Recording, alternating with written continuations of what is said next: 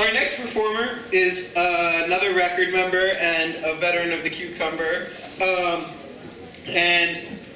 So everyone please give a big round of applause to Rachel Lackner.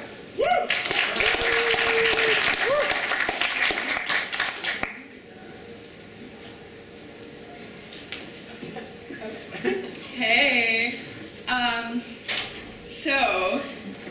I guess I'm like the first lady that's performing, maybe the only, I'm not sure. So periods, am I right, ladies? Hilarious. I hate Bulldog days because, no offense guys, you guys are great, but I kind of have this look about me, this natural, like, confused and lost look, and I just kind of like walk around like, I don't know where I am.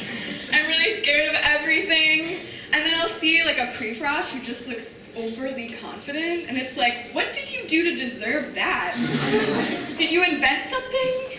Are you a prince? Like, I don't understand. Like, stop it. Like, it's not fair. And then I just kind of cried myself. So, that's fine. Thanks, guys.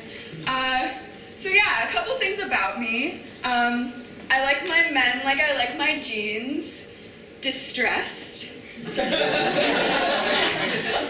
I've never been blackout drunk before, but I have written an essay while incredibly sleep deprived, so I kind of know what it's like. I was writing this essay for my English class, and I woke up the next day, and I was like, oh, what did I do last night? And then I looked at my essay, and I was like, I used the phrase, cephalopod of emotions. What does that even mean?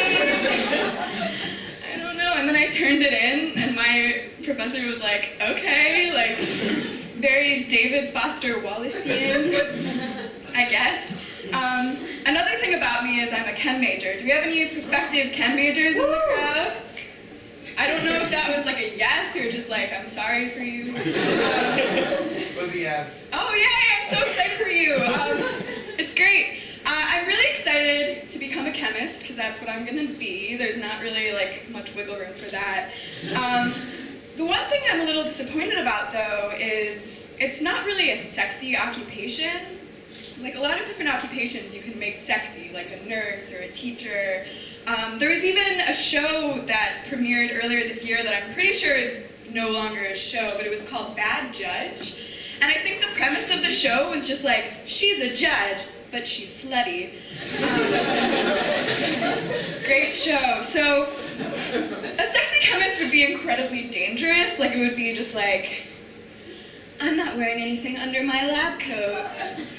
I'm gonna pour this hydrochloric acid all over my body. It burns my skin! And then do like the sexy thing where you like bite your finger and it's like, oh, I haven't washed these gloves since I handled formaldehyde. It's mildly toxic when ingested. Yeah, so you guys are, wherever you go, you're gonna be freshmen next year, and freshman year is a time where just weird things happen. Like my first night of freshman year, I ended up at a lacrosse frat party. I don't even know if we have a lacrosse frat, but I'm there and I'm wearing this like fun and flirty like floral sundress and this jean jacket that I wear all the time. I'm like walking through the frat house and just like on the wall there's just like, it looked like somebody just like palmed like a plate full of spaghetti on the wall. Like they have some sort of like picky toddler who's like, no, I don't want it. Which I guess is kind of a way of describing a frat boy. And then you go down in the basement and there's just like 3 inches of beer on the ground. And it's like if I had been there for any longer, I would have gotten trench foot. Someone's taken American history recently. Recently I was reading this article called 42 Ways to Know You're in a Frat House. And I saw it and I was like, 42 ways to know you're in a frat house? That's great. So I read it and I learned a lot. And what I learned was, at the time of reading it, I was not in a frat house. And usually I'm actually not in a frat house. And if I think back to that now, I'm not currently in a frat house. Which I think is a really helpful thing to know. Because if I ever found out that I was was in a frat house, I'd probably leave immediately. But I feel like I could have made it a lot more concise. Like, I feel like I could have made an article called 2 Ways to Know You're in a Frat House. 1, you have recently entered a frat house. 2, you have yet to leave the frat house from before.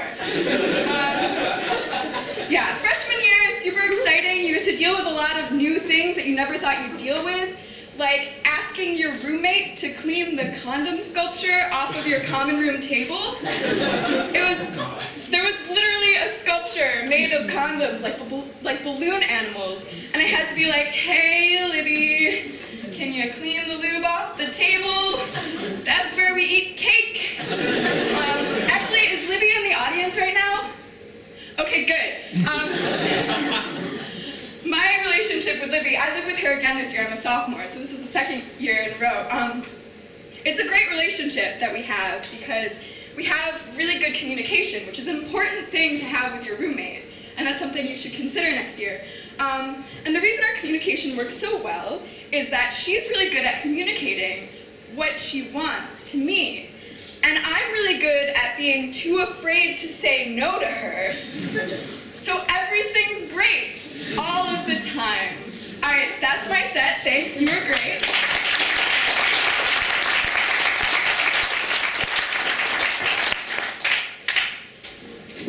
Thank you, Rachel.